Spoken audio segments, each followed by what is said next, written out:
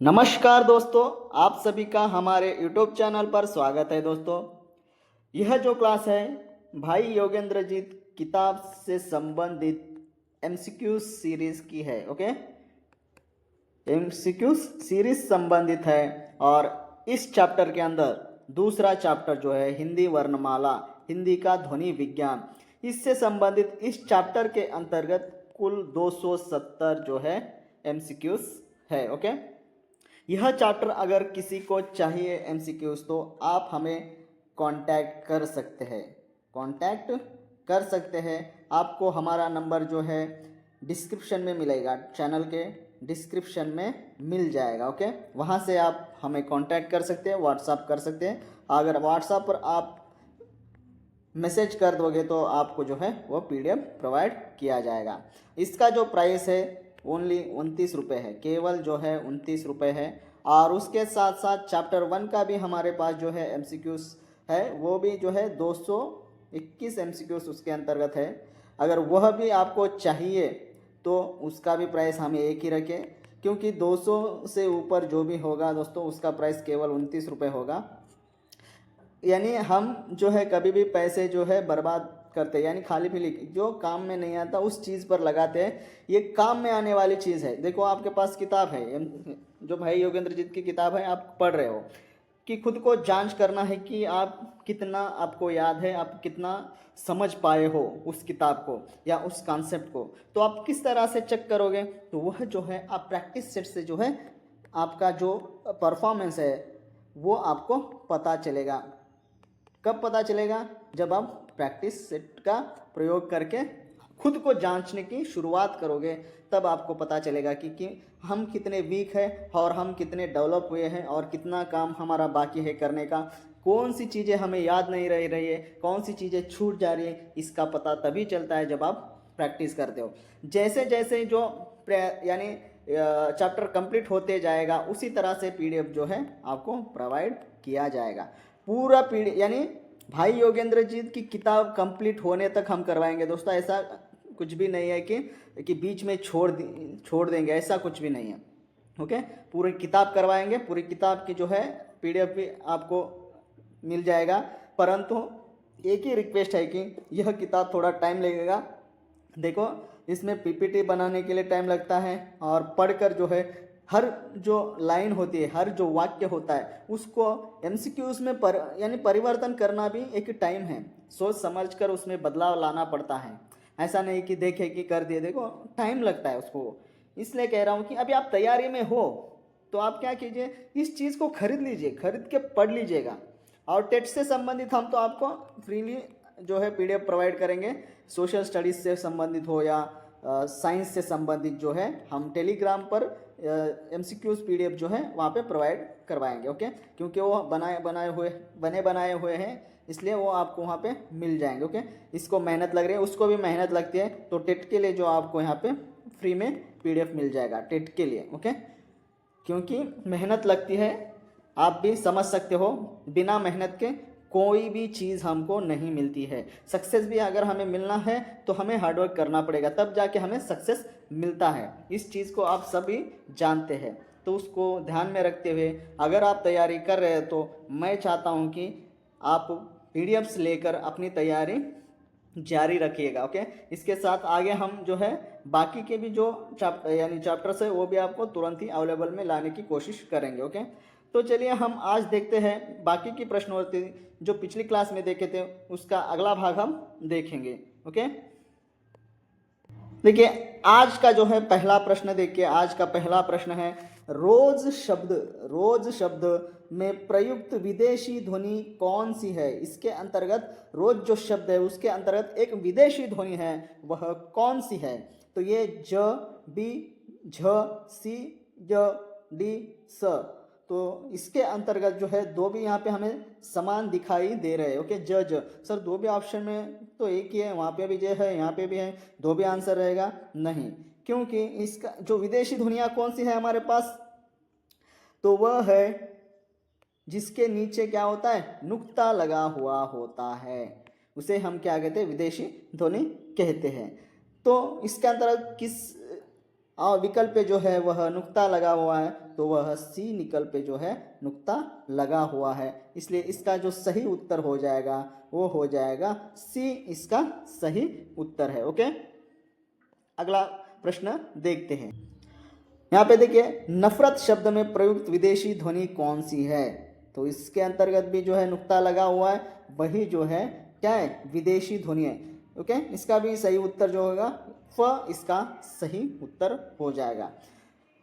तो आप सोच रहे होंगे कि सर इतना जो आसान प्रश्न क्यों करवा रहे हैं। देखो आपको यहाँ पे क्या है, आप आराम से बैठे हो इसलिए यहाँ पे क्या हो रहा है, आपको आसान लग रहा है। जब एग्ज़ाम देने जाओगे ना, छोटी सी छोटी भी चीज़ आपको कन्फ्यूजन में डाल सकती है, और जो है आपको जो आंसर आ रहा है वो भी गलत हो जाता है। इसलिए जो भी यहाँ पे पढ़ाया जा रहा है, किसी भी चीज़ को छोटा करके मत देखिए, उसको तुलना मत कीजिए कि यह नहीं आएगा, यह नहीं होगा। आपके पास क्या है, 2 सेकंड में हो जाएगा। ये जो प्रश्न है प्रैक्टिस करोगे तो 2 सेकंड में हो जाए। 2-3 सेकंड के लिए आप क्यों इसको जो है यानी अनदेखा करो। अगर ये चीज़ें आ गई तो तब जो है वो आपके साथ फ्यूचर में यह जो प्रश्न है आपके साथ खेल लेगा। तो इस चीज़ को याद रखिए, पढ़ते समय 2-3 सेकंड के लिए किसी भी चीज़ को अनदेखा मत कीजिए। यह सेमिस्टर नहीं होता है, यह सेमिस्टर नहीं है जो कि कुछ भी लिख दिए कि पास मार्क्स आ जाएंगे। यह जो है आपके जीवन से संबंधित एग्जाम है, इसलिए अनदेखा मत कीजिए। अनदेखा करोगे ना, समझो आप पछताओगे, डेफिनेटली पछताओगे, मैं बता रहा हूँ ना। इसलिए मैं कह रहा हूँ कि अनदेखा कभी नहीं करना है। हमें क्या है, सीखना है। अरे भाई चीज़ है, छोटी चीज़ है, फिर भी वो नहीं आती है, आती है फिर भी एक बार कर लो ना, क्या जा रहा है, कर लिए। तो इस चीज़ को आप ध्यान में रखिएगा। ओके, तो देखिए आगे बढ़ते हैं। अगला प्रश्न है यहाँ पे, देखिए अगला प्रश्न यहाँ पे, विदेशी ध्वनियों का उच्चारण किसके अनुसार होगा? तो विदेशी ध्वनियाँ जो होती है उसका उच्चारण किसके अनुसार होगा? ए केवल मूल रूप में, बी केवल हिंदी के रूप में, सी वर्गीय ध्वनियों के रूप में, डी संस्कृत के रूप में। तो यह ध्वनियाँ किसके अनुसार होगा?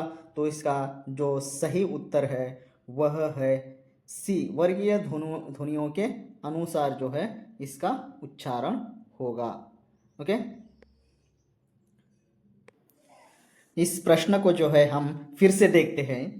देखिए यहाँ पे, विदेशी ध्वनियों का उच्चारण किसके अनुसार होगा? इसका उत्तर जो है हमने सी, वर्गीय ध्वनियों के अनुसार कहा है। तो इसका सही क्या है उत्तर? वर्गीय ध्वनियों के अनुसार। हमारे पास कितने वर्ग हैं व्यंजनों में, वो हमें कमेंट में बता दीजिएगा। ओके, तो नोट के रूप में हम यहाँ पे आपको समझाने के लिए कुछ उदाहरण से आपको बता रहे हैं। देखिए, जब कोई विदेशी शब्द हिंदी में आता है तो उसका उच्चारण हिंदी ध्वनि प्रणाली के अनुसार ढल जाता है। ओके, हिंदी ध्वनि प्रणाली के अनुसार ढल जाने के कारण जो है वो उसका उच्चारण जो है हिंदी में जो है उसका उच्चारण किया जाता है। तो कैसा, तो समझे यहाँ पे, जब कोई विदेशी शब्द हिंदी में आता है तो हिंदी भाषा में क, ख, ग, ज, फ आदि ध्वनियाँ मूलतः अरबी और फारसी से आई हुई है। ओके, लेकिन जब ये शब्द हिंदी में प्रयोग होते हैं तो सामान्य बोलचाल में इनका उच्चारण हिंदी वर्गीय ध्वनियों के अनुसार किया जाता है। एक्चुअली हमें यह ध्वनियाँ जो है इसका उच्चारण मूल रूप फारसी से आया, इसलिए फारसी के बोल यानी ध्वनि उत्पन्न करने के लिए हम क्या करते हैं, इसका उच्चारण करते हैं। मगर वो क्या हो रहा है आजकल, जो हिंदी में आकर हिंदी का रूप जो है धारण कर ले रहा है। समझ में आया? तो वह कैसे, देखिए यहाँ पे आपको समझाएंगे। यहाँ पे हिंदी का जो है यहाँ फारसी से आया हुआ है, तो हिंदी अगर इस तरह से आएगा तो हम उच्चारण किस तरह से करेंगे, इस तरह से। ये देखिए, ओके, ये समझ रहे हैं, इस तरह से। तो इसके लिए और भी उदाहरण है हमारे पास, देखेंगे। यहाँ पे देखिए, जब स्कूल, अंग्रेजी में स्कूल का उच्चारण स्कूल होता है। ओके, क्या होता है, स्कूल, लेकिन हिंदी में इसे स्कूल भी बोला जाता है। बहुत सारे बच्चे क्या कहते हैं, स्कूल कह रहे हैं, मगर आजकल हिंदी का जो अंग्रेजी का है उसी का उच्चारण कर रहे हैं, स्कूल ऐसा कह रहे हैं। मगर एक्चुअली हिंदी में अगर वो हिंदी में बोला जाए उसे, तो उसे स्कूल भी कहा जा सकता है। ओके, तो हिंदी ध्वनि प्रणाली के अनुसार शब्द पहले ई ध्वनि जुड़ जाती है। ओके, उसके बाद स्टेशन, हिंदी में इसे स्टेशन भी कहा जाता है, क्योंकि हिंदी में संयुक्त व्यंजन से पहले स्वर जोड़ने की प्रवृत्ति होती है। संयुक्त व्यंजन से पहले क्या है, स्वर जोड़ने की प्रवृत्ति होती है, इसलिए क्या है स्टेशन। मगर हम क्या कर रहे हैं, स्टेशन ही लिख रहे हैं आजकल हिंदी में जो है। देखो किस तरह से जो है बदलाव आ रहा है, देख रहे हो ना, जैसे ही बदलाव आ रहा है उसी का रूप हम हिंदी में धारण करें। देखो हमारे हिंदी में जो है संस्कृत के जो शब्द अधिक है, संस्कृत के शब्द क्या है, अधिक हैं, और हिंदी के क्या बहुत कम है। तो दूसरी भाषा के भी शब्द यहाँ पे अधिक है, यानी हर शब्द को अपने में समाहित कर लेती है हिंदी। ओके, तो इसका जो सही उत्तर होगा वही जो हमने बताया है, सी, वर्गीय ध्वनियों के अनुसार। इस चीज को आप समझ लीजिएगा। ओके, आगे बढ़ते हैं, अगला प्रश्न देखते हैं। अगला प्रश्न है, कुछ विद्वानों के अनुसार विदेशी ध्वनियों का उच्चारण किसके समान किया जाना चाहिए। हम तो जो है इससे पहले जो प्रश्न देखा था वह वर्गीय ध्वनियों के अनुसार होता है, मगर कुछ विद्वानों के अनुसार जो है इसका उच्चारण किसके समान किया जाना चाहिए। तो वो मूल विदेशी रूप में बी, हिंदी के क, ख, ग, झ के रूप में हमने इससे पहले दिखाया था, उसके बाद केवल संस्कृत में, उसके बाद देखिए नहीं तो प्राकृत में। तो इसका जो सही उत्तर है वह सही उत्तर क्या है, तो वो उत्तर है बी। उसका सही उत्तर क्या है, बी इसका सही उत्तर है। तो विद्वानों ने क्या कहा कि विदेशी ध्वनियों का उच्चारण जो है हिंदी के क, ख, ग, ज, फ के अनुसार करना चाहिए, ऐसा कहा है। यह हमें कहाँ देखने को मिलेगा, तो यह भाई योगेंद्र जीत की किताब में आपको देखने को मिलेगा। ओके, अगला प्रश्न देखिए। अगला प्रश्न है, हिंदी वर्णमाला में क्ष और ज्ञ क्या है। ये दो भी क्या है, ये दो तो संयुक्त अक्षर है, आप सभी को पता है। तो ये क्या है, संयुक्त अक्षर है या नहीं, आप हमें बता दीजिएगा। यह तो संयुक्त जो है स्वर है नहीं है, आप बता दीजिएगा। तो यहाँ पे दिया हुआ है ये स्वर, बी संयुक्त स्वर, सी व्यंजन ध्वनियां, डी मात्राएं। देखिए आप इस प्रश्न को अगर पढ़ोगे तो समझो पहले बी लगा दोगे, पहले बी कि कहेगा सर तो ये तो संयुक्त ध्वनियां हैं, क्ष ज्ञ ये तो संयुक्त ध्वनियां हैं, इसलिए वो बिना देखे फास्ट ऐसा लगा दे। बहुत सारे ऐसे ही किए एग्जाम में, पिछले एग्जाम में ऐसा ही किया है। तो इसके पीछे देखिए संयुक्त अक्षर, संयुक्त के बाद जो दिया है स्वर दिया है, ये क्या है, स्वर है या व्यंजन, तो ये व्यंजन है। ये क्या है, व्यंजन है। अगर इसके पीछे व्यंजन होता तो इसका सही उत्तर क्या होता, बी होता, मगर यहाँ पे स्वर है तो इसका स्वर सही उत्तर क्या होगा, तो इसका सही उत्तर सी व्यंजन ध्वनियां इसका सही उत्तर है। इस तरह से कंफ्यूजन करने के लिए आपको जो है प्रश्न दिए जाते हैं, इसलिए आपको कंफ्यूज नहीं होना है दोस्तों। मैं इसलिए आपको कह रहा हूं कि आप पीडीएफ लेकर प्रैक्टिस करते जाइएगा, तब जाके आप एक क्लैरिटी आ जाएगा आपको, और आपके अंदर एक ऐसा कॉन्फिडेंस भर जाएगा कि आपको कोई भी ना हरा सकता है। ओके, अगला प्रश्न देखते हैं। अगला प्रश्न है, संस्कृत व्याकरण के अनुसार क्ष किसके संयोग से बना है। तो संस्कृत व्याकरण के अनुसार जो है क्ष जो है किसके संयोग से बना है। ये क स बी क श सी ख स डी ग श। तो इसका सही उत्तर क्या है, आप हमें कमेंट कर दीजिएगा। ओके, कमेंट में बता दीजिएगा। जब भी आप क्लास संपूर्ण सुनते हो तभी आपको जो है एक कमेंट करने को लिए हम छोड़ दे रहे हैं। ओके, तो आप पढ़कर कमेंट हमें कर दीजिए। ओके, अगला प्रश्न देखिए। अगला प्रश्न है यहाँ पे, अगला प्रश्न क और श, ये हलंत लगा हुआ है, इसलिए क्या है, ये आधा क है। जब भी हलंत लगा हुआ होता है उसे क्या कहते हैं, आधा क कहते हैं। जब हलंत नहीं लगा हुआ होता है तब उसे क्या कहते हैं, हमें कमेंट में बता दीजिएगा। ओके, क श, क और श के संयोग से कौन सा अक्षर बना है।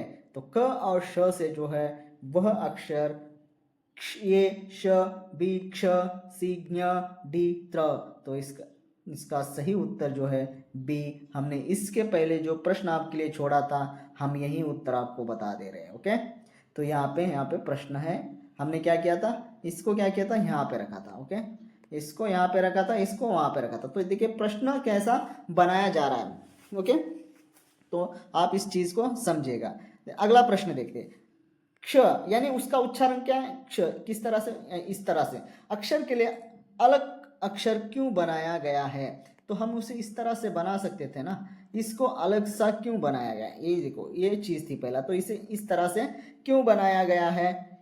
क्यों बनाया? यह स्वर है इसलिए, यह बी यह विदेशी ध्वनि है इसलिए, सी इसने मिश्रित ध्वनि का रूप धारण कर लिया इसलिए, यह डी यह व्यंजन नहीं है इसलिए। तो देखिए दोस्तों, इसका जो सही उत्तर है वो है सी, इसने मिश्रित ध्वनि का स्वरूप धारण कर लिया है इसलिए हमें इस तरह से ना लिखकर, किस तरह से, इस तरह से ना लिखकर हम किस तरह से लिख रहे हैं, तो उसको जो है हम इस तरह से लिख रहे हैं। समझ में आया? तो इसका सही उत्तर जो है सी इसका सही उत्तर है। अगला प्रश्न देखिए, क्ष लिखते समय किसकी भूल नहीं करनी चाहिए? कौन सी भूल जो है हमें नहीं करनी चाहिए यह लिखते समय? तो देखिए, यह क लिखने की भूल नहीं करनी चाहिए, बी श लिखने की भूल नहीं करनी चाहिए, सी क्ष लिखने की भूल नहीं करनी चाहिए, डी श लिखने की भूल नहीं करनी चाहिए। अगर इस प्रश्न को देखते हुए तो ये तो कुछ भी नहीं है, क्योंकि इससे कुछ भी संबंध ही नहीं है उसको। तो किसके साथ संबंध है? तो इसके साथ संबंध है। जिसको हिंदी नहीं आती है, यानी थोड़ा उतना हिंदी में देखो, हमारे पास भी जो है इंटर के बच्चे हैं, इंटर के जो है बच्चे हैं, जब उसको हम स्वर वाचन करते हुए उनको बताएंगे कि आप क्ष लिखिए, इस तरह से क्ष लिखिए, तो भूल से इस तरह से भी लिख देंगे। तो ये क्या हो, इस चीज़ को हमें नहीं करना है। क्या नहीं करना? भूल नहीं करना है कि हमें इस तरह से नहीं लिखना है। तो हमें किस तरह से लिखना है? तो हमें इस तरह से लिखना है। इस चीज़ को हमें क्या करना है? याद रखना है। तो इसका जो सही उत्तर है वो है सी, इसका सही उत्तर है। अगला प्रश्न देखते हैं। अगला प्रश्न है, यदि क्ष के स्थान पर क्ष लिखा जाए तो उच्चारण किसके समान हो जाएगा? तो अगर यह लिखा जाए तो वह किसके समान जो है उसका उच्चारण होगा? यह श के समान, बी स के समान, सी क्ष के समान, डी ज्ञ के समान। इसके स्थान पर इसका, तो इसका जो सही उत्तर है वह है सी, इसका सही उत्तर है। तो आप याद रखिएगा, इसका सही उत्तर क्या है? सी, इसका जो है सही उत्तर है। इस चीज को याद रखिएगा। अगला प्रश्न देखिए, क्ष का सही उच्चारण किस प्रकार होना चाहिए? एक्चुअल में इसका उच्चारण किस प्रकार होना चाहिए? तो इसका सही उत्तर क, सी जो है इसका सही उत्तर है। क प्लस क्ष की मिश्रित ध्वनियों का होना चाहिए, ना कि इस ध्वनियों का उच्चारण नहीं होना चाहिए। किसका उच्चारण होना चाहिए? इसका उच्चारण होना चाहिए। ओके, तो क प्लस श का होना चाहिए, क प्लस श का नहीं बेटा। ओके, याद रखो कैसे है, क प्लस श का उच्चारण नहीं होना चाहिए। क्या होना चाहिए? क प्लस श, इसका उच्चारण होना चाहिए। ओके, इसका नहीं, इस चीज को याद रखो, इसको जब भी आप उच्चारित करते हो। समझ में आया? चलिए अगला प्रश्न देखते हैं। अगला प्रश्न है, क्ष को किसकी क्रमिक ध्वनि माना गया है? क्रमिक यानी क्या? एक के बाद एक नंबर हो गया, 2 3 4 5, ये क्या है? क्रमानुसार है। इसने इसे क्या कहते हैं? हम क्रमिक कहते हैं। क्या कहते हैं? क्रमिक। इस शब्द को याद रखो। ओके, तो देखिए प्रश्न देखिए, क्ष को किसकी क्रमिक ध्वनि माना गया है? किस चीज की जो है यानी व्यंजन की क्रमिक ध्वनि माना गया है? तो ये क और स की, बी क और श की, सी क और श की, डी ख और श की। तो इसका सही उत्तर जो है वो है सी। किसका क्रमिक है? क और श। तो इसका जो है क्रमिक है। यह इसके बाद यह आएगा, तब जाके यह आएगा। तो इसका सही उत्तर क्या है? सी, इसका सही उत्तर है। अगला प्रश्न, ज्ञ ध्वनि किन शब्दों में आती है? यह ध्वनि किन शब्दों में आती है? ज्ञान, अज्ञान, साक्षी, प्रतिष्ठा, बी कक्षा, रक्षा, सी कथा, पत्र, डी शक्ति, भक्ति। तो यह किस शब्दों में आ रही है? तो इसका सही उत्तर जो है यह, क्योंकि इसके आगे जो देखिए यहाँ पे ज्ञ आया है, यहाँ पे ज्ञ आया है, इसके अंतर्गत नहीं आया है। इसको छोड़ दीजिएगा, इसमें कोई तो है, इसमें नहीं है ना, ये तो इसमें है ना, तो ये चीज़ है तो हमें इसे लगाना चाहिए ना। ये छोड़ दीजिए, इसमें नहीं है, फिर भी यहाँ है ना ऑप्शन में, तो इसको लगाना चाहिए। इसका सही उत्तर जो है ये हो जाएगा। इस तरह से आपको कंफ्यूजन करने के लिए जो है प्रश्न बनाया जाता है। इस चीज़ को याद रखिए, नहीं तो आप यहाँ पे दूसरे शब्द भी लिख सकते हैं। आपको हम कंफ्यूज करें इसलिए हम इस तरह के प्रश्न को बनाया है। ओके, इस चीज़ को आप याद रखिए। अगला प्रश्न देखिए। अगला प्रश्न है, पंजाब, उत्तर प्रदेश, गुजरात निवासियों द्वारा ज्ञ ज्ञ का उच्चारण किस प्रकार से किया जाता है, यानी किस रूप में किया जाता है।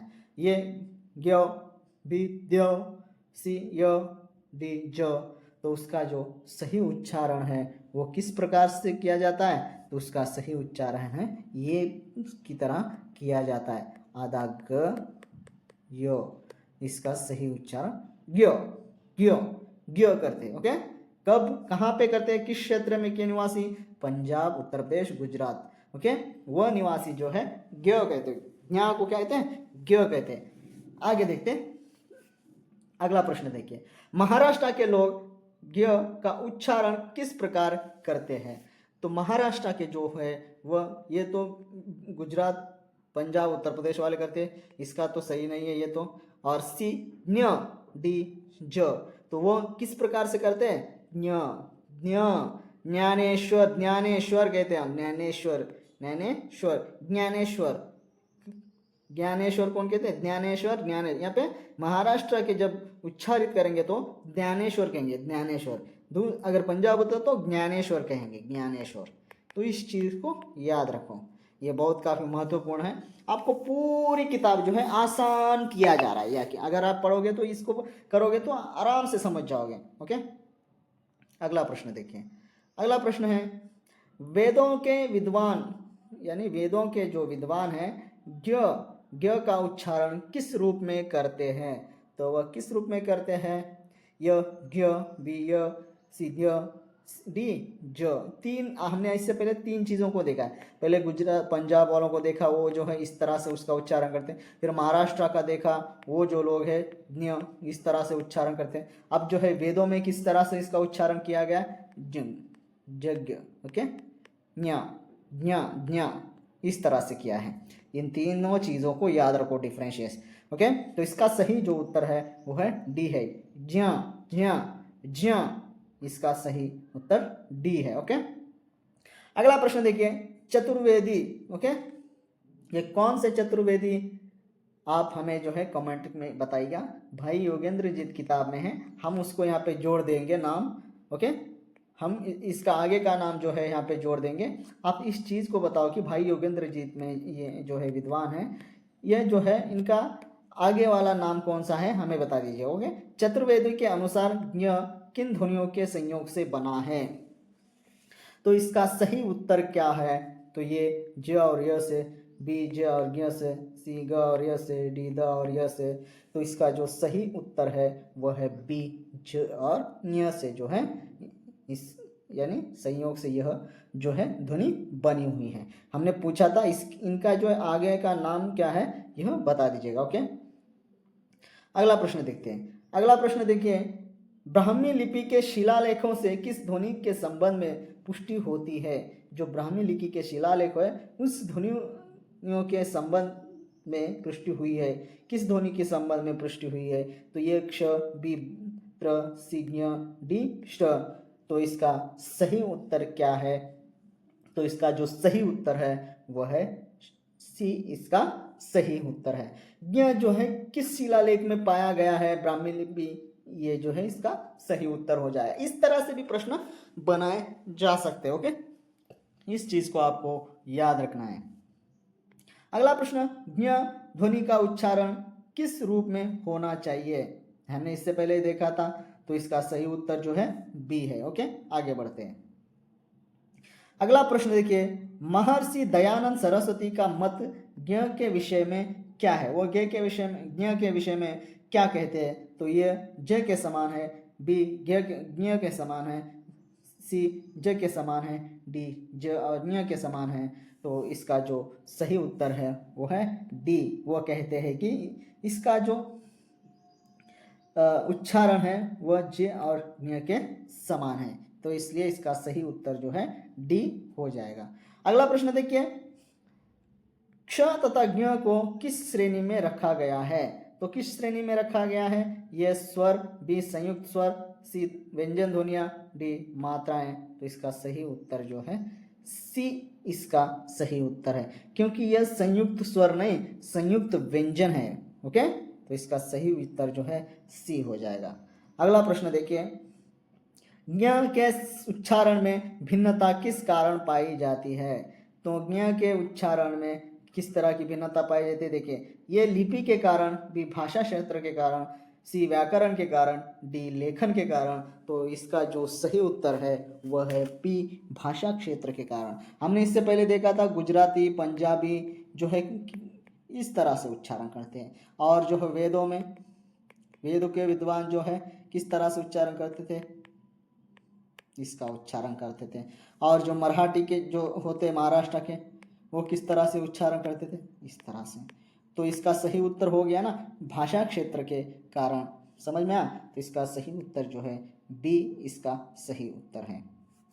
अगला प्रश्न देखिए, अगला प्रश्न, क्ष के संबंध में सही कथन कौन सा है? यह क्ष के संबंध में हमको सही कथन पहचानना है, वो कौन सा है? यह इसका उच्चारण ख के समान होता है? नहीं। ओके, यह केवल विदेशी ध्वनि है? यह भी नहीं। सी इसका अलग अक्षर बनाया गया है? यस, यह सही है। और डी यह स्वर है? यह भी नहीं। तो अलग अक्षर क्या बनाया गया है? तो पहले जो है इस तरह से है, तो इसके लिए हमने क्या किया है, इसका अलग अक्षर बनाया है, यह हुआ अलग अक्षर। तो इसका सही उत्तर जो है सी इसका सही उत्तर है। ओके, अगला प्रश्न देखिए, किसी स्वर को अत्यंत दीर्घ बोलने या गाने पर उसे क्या कहते हैं? दीर्घ या अत्यंत गाने पर उसे क्या कहते हैं? यह ह्रस्व, बी दीर्घ, सी प्लुप्त, डी संयुक्त। तो इसका जो सही उत्तर है वह है सी प्लुप्त कहते हैं। अगला प्रश्न है, प्लुप्त स्वर के आगे प्रायः क्या लिखा जाता है? उसके आगे क्या लिखा जाता है? ये बी, सी, डी, इनमें से तीनों के चिन्ह यहाँ पे दिए हुए हैं। उन चिन्हों में कौन सा चिन्ह जो है उसका हम जो है इस यानी उपयोग करते हैं लिखते समय प्लुप्त स्वर के आगे, तो वह है जो है सी 3, यानी यह दिख रहा है सी जो है इसका सही उत्तर है। ओके, मैं इनको इसलिए उच्चारण नहीं किया है कि इन्हें क्या कहा जाता है, ये आपको छोड़ रहा हूँ। इस चीज को हमें कमेंट में बता दीजिएगा। ओके, उसका उच्चारण, इसे किस तरह से उच्चारित करोगे, इसे किस तरह से उच्चारित करोगे, इसे किस तरह से उच्चारित करोगे, यह किस तरह से उच्चारित करोगे, हमें कमेंट में बता दीजिएगा। ओके, अगला प्रश्न देखिए, हिंदी में परंपरागत रूप से कुल कितने व्यंजन बताए गए हैं? परंपरा, इस चीज को याद रखो, परंपरागत रूप से कितने व्यंजन बताए गए हैं? तो उसके जो ए 25, बी 30, सी 33, डी 35। तो इसका जो सही उत्तर होगा वो होगा सी, परंपरागत रूप से 33 है। तो आज कितने मान रहे हैं हम? 39। ओके, 49, सॉरी 39 जो है हम मान रहे हो। समझ में आया? देखिए, हिंदी में कुल कितने व्यंजन बताए गए हैं? हिंदी में जो है कुल व्यंजन जो है ए 25, बी 39, सी 33, डी 35। तो इसका सही उत्तर जो है वह है बी, इसका सही उत्तर है। कितने? 39। परंपरागत रूप से कितने? 33। कुल कितने? 39। विशिष्ट व्यंजन अभी आए हैं ल, इस चीज को याद रखिए। तो इसका सही उत्तर जो है बी है। अगला प्रश्न देखिए, वर्गीय ध्वनियों की कुल संख्या कितनी है? जो वर्गीय ध्वनियां हैं उसकी कुल संख्या कितनी है? 20, 25, 30 और 33। तो इसका सही जो उत्तर है वो है क्या है? बी इसका सही उत्तर है। ओके, वो कैसे? तो इसके जो है यहाँ पे हम जो है 25 बताया है, वो कैसे? तो क वर्ग में कितने हैं और च वर्ग में कितने हैं, ट वर्ग में कितने हैं, आप अगर काउंट करोगे तो आपको 25 मिल जाएंगे। और इसे हम क्या कहते हैं? स्पर्श व्यंजन कहते हैं। क्या कहते हैं? स्पर्श व्यंजन भी कहते हैं। आप जो है इस चीज को याद रखें। यहाँ पर अगर वर्गीय वर्णों के अंतर्गत अगर स्पर्श व्यंजन कितने हैं ऐसा पूछा जाए तो भी आपको क्या करना है? 25 से इसका उत्तर बताना है। समझ में आया? इस चीज को याद रखें। वो भी हम इसके अंतर्गत यानी ऐड कर देंगे। ओके, ऐड जो है कर देंगे।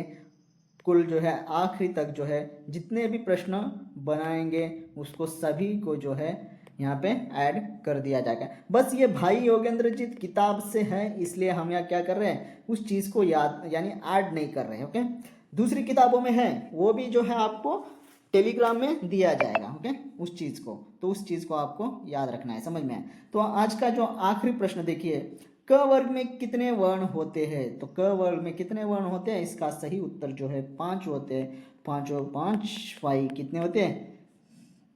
25। 5 वर्ग है हमारे पास, तो उसके कितने होते हैं? 25। इस चीज़ को याद रखना है। तो इसका सही जो उत्तर है सी है। धन्यवाद दोस्तों, हमारे चैनल से जुड़े रहने के लिए।